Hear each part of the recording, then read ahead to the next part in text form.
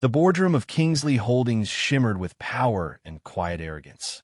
Polished marble floors reflected the ceiling lights like a mirror.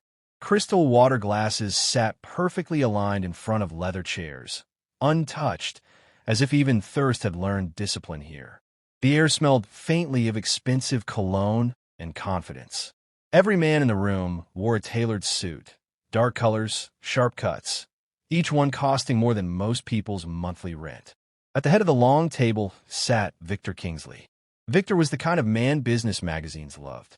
A self-made millionaire. A ruthless negotiator. Someone who believed success was proof of superiority. His sharp business mind had built the company into a giant, and his sharper tongue had crushed anyone who dared to challenge him. People respected him, but many feared him more. That morning, the board had gathered for a critical meeting. A massive company takeover was on the agenda, one that could reshape the future of Kingsley Holdings. Tension buzzed quietly beneath the surface as executives reviewed documents and whispered final strategies. Then the doors opened. Everyone turned. Conversations stopped mid-sentence. Pens froze in the air. A homeless black woman stepped inside. She didn't rush. She didn't apologize. She simply walked forward a few steps and stood there. Her coat was worn and frayed at the edges, clearly too thin for the winter cold. Her shoes didn't match, one brown, one black, scuffed by long days on unforgiving sidewalks. Her hair was wrapped neatly in a simple scarf, and her face carried lines that spoke of years the world had chosen not to see her. Her hands trembled slightly, not from fear, but from the cold she had grown used to enduring. For a moment, no one spoke. Then security reacted. Two guards moved quickly toward her, their expressions tense and annoyed. "Ma'am, you're in the wrong place," one of them said firmly. "You can't be in here." But before they could take her by the arm, she raised her head and spoke. Her voice was calm, steady, clear. "I'm not lost," she said. "I'm your boss." The words fell into the room like a stone dropped into still water. For a split second, time seemed to stop. Then Victor Kingsley laughed. Not a polite, uncomfortable laugh, but a loud, mocking one. The kind that carried confidence and cruelty at the same time. It echoed off the glass walls, filling the room. "This is a joke, right?" Victor said, leaning back in his chair. He wiped imaginary tears of laughter from the corner of his eyes. "Who let her in here? Is this some kind of prank?" A few people shifted in their seats. No one joined his laughter. The woman didn't flinch. She didn't argue. She didn't raise her voice. She simply looked straight at Victor and repeated, "I'm your boss." Victor grinned wider, enjoying himself now. "Lady," he said, his tone dripping with arrogance, "I make more money in a minute than you've probably seen in your entire life." The board members exchanged awkward glances. Some looked down at their papers. Others stared at the woman, confusion creeping into their faces. Something felt off. They had no idea that in just a few moments, everything they thought they knew about power, wealth, and respect was about to collapse. The woman's name was Ruth Carter. She understood markets before they moved. She saw risks others ignored and opportunities others dismissed. Investors trusted her instincts, and companies grew because of her decisions. But Ruth never needed applause. Instead of putting her name on buildings, she invested through private trusts and shell corporations. Her wealth spread silently, woven into industries like technology, real estate, and finance. She believed true power didn't need to announce itself. It simply existed. Then came the betrayal. Inside her own firm, executives she had mentored grew greedy. They manipulated numbers, bribed officials, and blamed Ruth when regulators started asking questions. Overnight, the company she helped build turned against her. Lawsuits piled up. Friends vanished. Her name became a whisper, spoken only when doors were closed. Ruth could have fought publicly. She could have gone to the media. But she chose something else.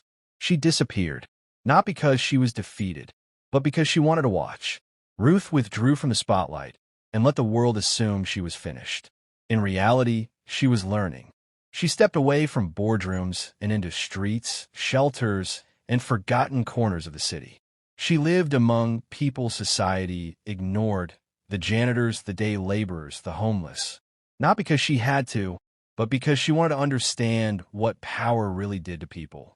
She saw how respect vanished the moment someone lost money, how kindness was often just politeness backed by privilege.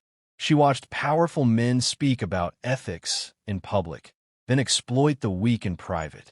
And she noticed something else too, how easily people judged worth by appearance alone. Years passed. Quietly, Ruth continued investing. Her wealth grew, even as she wore old coats and slept in shelters. She owned pieces of companies whose employees would cross the street to avoid her. And she listened, learning which leaders deserved trust and which abused it. Kingsley Holdings caught her attention for one reason. Victor Kingsley. Reports of harassment. Exploitation. A culture built on fear and ego. The same arrogance she had seen years ago, wearing a new face, hiding behind success. So Ruth made her final move. She consolidated her shares, increased her holdings, and without revealing her identity, became the silent majority shareholder of Kingsley Holdings, the most powerful person in the company. Victor didn't know her name. He didn't know her face. He didn't know that the person he had just laughed at controlled his future. Because true power doesn't always walk in wearing a suit. And Ruth Carter was standing right in front of him. The chairman of the board cleared his throat, the sound sharp and uneasy in the tense room. "Victor, please stop."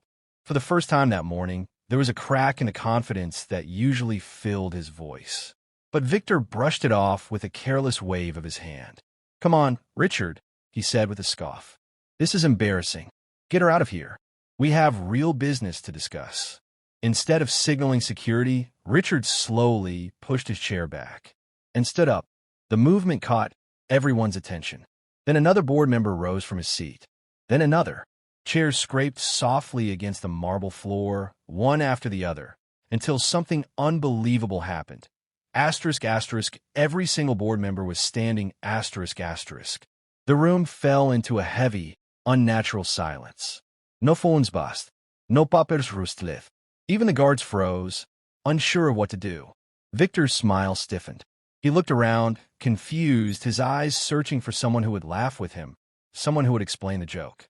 But no one met his gaze. Some board members looked nervous. Others looked solemn. A few looked relieved, as if a long-awaited moment had finally arrived. Richard turned slowly toward the woman. His voice, when he spoke, was respectful, almost formal. "Ms. Carter, we've been expecting you." The words hit Victor like a punch to the chest. His chair scraped loudly against the floor as he jumped to his feet. "What is this?" Victor demanded, his voice rising. "Richard, explain yourself. Right now." Richard didn't argue. He didn't raise his voice. He simply slid a thick folder across the polished table. It stopped directly in front of Victor. "Please," Richard said quietly. "Take a look." Victor hesitated, then snapped the folder open. Inside were official documents, shareholder records, acquisition agreements, legal confirmations stamped and signed by top law firms. Page after page told the same story. Ownership transfers, consolidated shares, voting rights. Victor flipped faster, his hands beginning to shake. Then he saw it. At the top of the final page, printed in bold, undeniable letters. Ruth Carter, majority owner, Kingsley Holdings. The blood drained from Victor's face. His mouth opened, but no sound came out. That's not possible," he whispered. "I would have known. I would have heard something." Ruth finally stepped forward. The room seemed to make space for her, without anyone realizing it. She stood tall now, not because her clothes had changed, but because the truth no longer needed to hide. "I never sold my shares," she said calmly. Her voice wasn't angry. It was steady, certain. "I just stopped being visible." She looked directly at Victor, her eyes unblinking. "For years, I watched from the background. I watched how decisions were made, how employees were treated, how power was abused when you thought no one important was looking." Victor swallowed hard. Ruth continued, "And today I wanted to see something for myself." She paused, letting the silence work for her. "I wanted to see how you treat people you believe have nothing." The weight of her words settled over the room like a verdict. In that moment, Victor finally understood the cost of his laughter. Victor tried to speak, but no words came out. His mouth opened slightly, then closed again. The confidence that had once defined him drained from his face, replaced by shock and disbelief. Just minutes earlier, he had been leaning back in his chair, laughing without restraint, enjoying what he thought was a harmless moment of superiority. Now, the room felt smaller, tighter, as if the walls themselves were closing in on him. Moments earlier, he had mocked her.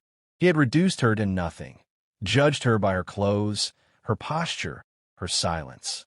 In his world, appearance decided value. And by that rule, he had already decided she was worthless. Ruth Carter turned away from him and faced the board. Her posture was calm, controlled, and deliberate. She didn't shout. She didn't need to. The authority in her presence was undeniable now. "I've reviewed the company culture," she said evenly. "Not the version presented in reports, but the real one." She gestured lightly with her hand. Harassment complaints buried by legal teams. Wage exploitation disguised as cost efficiency. Systematic disrespect toward lower-level staff who were afraid to speak because they feared retaliation. Several board members shifted uncomfortably in their seats. A few nodded, knowing exactly what she was referring to. Ruth's gaze returned to Victor. "All of it traces back to leadership," she said. Victor swallowed hard. His voice cracked as he tried to defend himself. I didn't know," he stammered. "No one told me it was that bad." Ruth raised her hand, stopping him mid-sentence. "You knew," she said quietly. The room went still. "You just didn't care," she continued, "because the system worked for you. And as long as profits went up, everything else was invisible." She took a slow, steady breath, not out of anger but resolve. "Effective immediately," Ruth said, her voice firm now. "Victor Kingsley is removed as CEO of Kingsley Holdings." The words landed like a final verdict. No debate followed. No objections were raised. The board remained silent, understanding that the decision had already been made long before this moment. Victor staggered back slightly, as if struck. His entire identity, his power, his title, his control, vanished in a single sentence. Security stepped forward. This time, they weren't there for Ruth. They were there for him. Ruth glanced briefly toward them and added, "Mr. Kingsley will remain accountable to the same rules everyone else follows. There will be no special treatment, no quiet exits, and no golden parachutes." The irony was cruel and perfect. Victor Kingsley, the man who once ruled the room, now stood alone. His shoulders slumped. His hands trembled. He couldn't bring himself to meet Ruth's eyes, or anyone else's. In less than 5 minutes, his empire collapsed. The same man who laughed the loudest now couldn't even speak, and the silence he had once used to intimidate others had finally turned against him. Victor tried to speak, but no words came out. His mouth opened slightly, then closed again, as if his mind could no longer command his body. The confidence that had once wrapped around him like armor shattered in real time. Just minutes earlier, he had been leaning back in his chair, laughing freely, enjoying what he believed was a harmless moment of superiority. He had felt untouchable. Now, the air in the room felt heavier, thicker, as though every breath demanded effort. The walls seemed closer, the ceiling lower, the power he once owned slipping through his fingers. Moments earlier, he had mocked her. He had reduced her to nothing with a few careless words, judged her by her clothes, her posture, her silence. In Victor's world, appearance decided value. Wealth meant worth. Power meant respect. And by those rules, he had already decided she was insignificant, disposable. But those rules were collapsing. Ruth Carter turned away from him and faced the board, her movements slow and deliberate. She didn't rush. She didn't need to. The room had already shifted in her favor. Her posture was calm, controlled, unshaken. She didn't raise her voice. Authority didn't require volume. "I've reviewed the company culture," she said evenly. Not the version presented in polished reports and rehearsed presentations, but the real one. Her words carried weight. She gestured lightly with her hand, as if opening a door that had long been locked. Harassment complaints quietly buried by legal teams. Wage exploitation disguised as cost efficiency. Systematic disrespect toward lower-level staff.